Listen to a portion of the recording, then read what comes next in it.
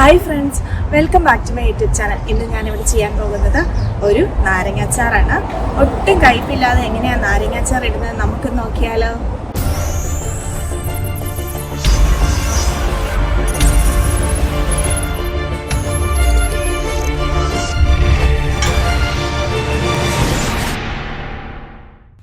നമ്മുടെ ഈ അച്ചാർ ഇടാനായിട്ട് ഞാൻ 10 നാരങ്ങയാണ് ഇവിടെ എടുത്തിരിക്കുന്നത്.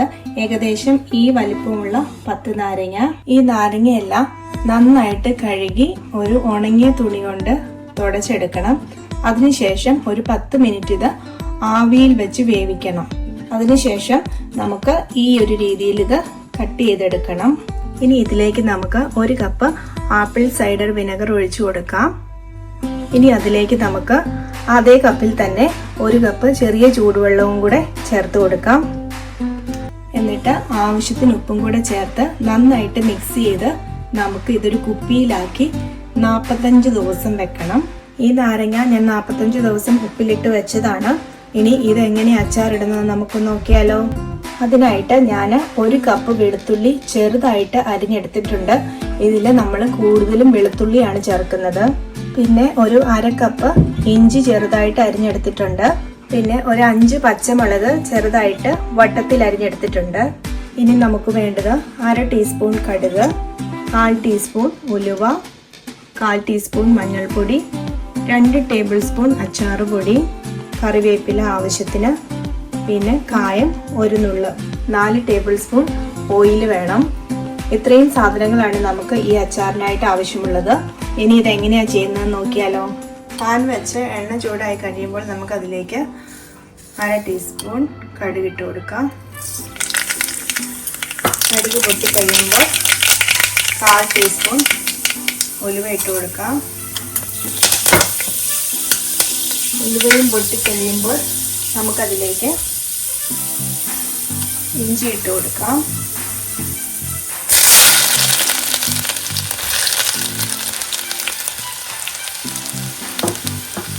ഇഞ്ചി ചെറുതായിട്ടൊന്ന് വാടി വരുമ്പോഴത്തേനും നമുക്കതിലേക്ക് വെളുത്തുള്ളി ഇട്ട് കൊടുക്കാം.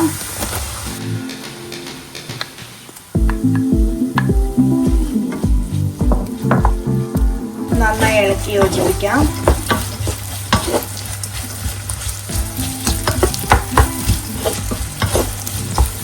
വെളുത്തുള്ളി നന്നായിട്ട് വെന്ത് കിട്ടണം. വെളുത്തുള്ളി ഇഞ്ചി നന്നായിട്ട് പച്ചമണമെല്ലാം മാറി ഒന്ന് വാടി വന്നിട്ടുണ്ട്. ഇനി ഇതിലേക്ക് നമുക്ക് കറിവേപ്പില ഇട്ട് കൊടുക്കാം. നന്നായി ഇളക്കി യോജിപ്പിക്കാം. ഇനി നമുക്ക് പച്ചമുളക് ചേർത്ത് കൊടുക്കാം. നന്നായിട്ട് ഇളക്കുക.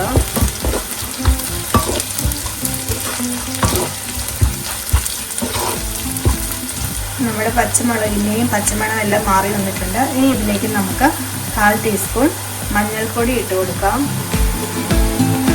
നന്നായി ഇളക്കി പച്ചമണം മാറാൻ വേണ്ടി വെയിറ്റ് ചെയ്യാം. ഇനി തീ കുറച്ച് വെച്ച് നമുക്ക് നമ്മുടെ അച്ചാറുപൊടി ഇട്ട് കൊടുക്കാം. ഇളക്കി യോജിപ്പിക്കാം.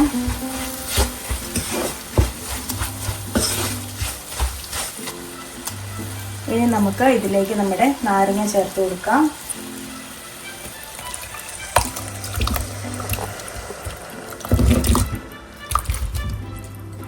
ഇനി നന്നായിട്ട് ഇളക്കി യോജിപ്പിക്കാം. നന്നായി ഇളക്കി യോജിപ്പിച്ചതിന് ശേഷം ഉപ്പ് വേണമെങ്കിൽ നമുക്ക് ഈ സമയത്ത് ചേർത്ത് കൊടുക്കാവുന്നതാണ്. ഞാനിവിടെ നോക്കി വെച്ചെങ്കിൽ ആവശ്യത്തിനുള്ള ഉപ്പുണ്ട്. അതുകൊണ്ട് ഞാനിനി ഉപ്പ് ചേർത്ത് കൊടുക്കുന്നില്ല. ഇനി നമുക്ക് ഇതൊന്ന് അടച്ചു വെച്ചിട്ട് ഒരു 5 മിനിറ്റ് ചെറിയ തീയിൽ വേവിക്കാം.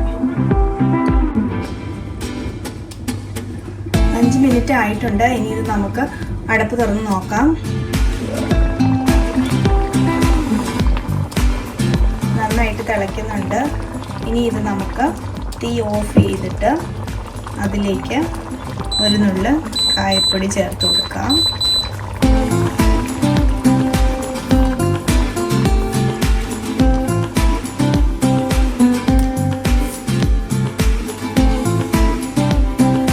മഞ്ഞൾപ്പൊടി ഇട്ട് കൊടുത്തിട്ടുണ്ട്. ഇനി ഇത് നമുക്ക് ചൂടാറാൻ വേണ്ടി വെയിറ്റ് ചെയ്യാം. ചൂടാറി കഴിയുമ്പോൾ ഇത് കുറച്ചുകൂടി ഒന്ന് കുറുകും.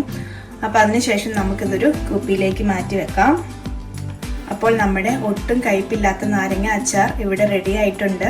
നിങ്ങളെല്ലാവർക്കും ഇഷ്ടപ്പെട്ട് കാണുമെന്ന് വിചാരിക്കുന്നു. നിങ്ങളെല്ലാവരും ഇത് ട്രൈ ചെയ്ത് നോക്കുമല്ലോ. നിങ്ങളുടെ അഭിപ്രായങ്ങൾ അറിയിക്കുക. മറ്റൊരു വീഡിയോയുമായി വരുന്നത് വരെ ബായ്.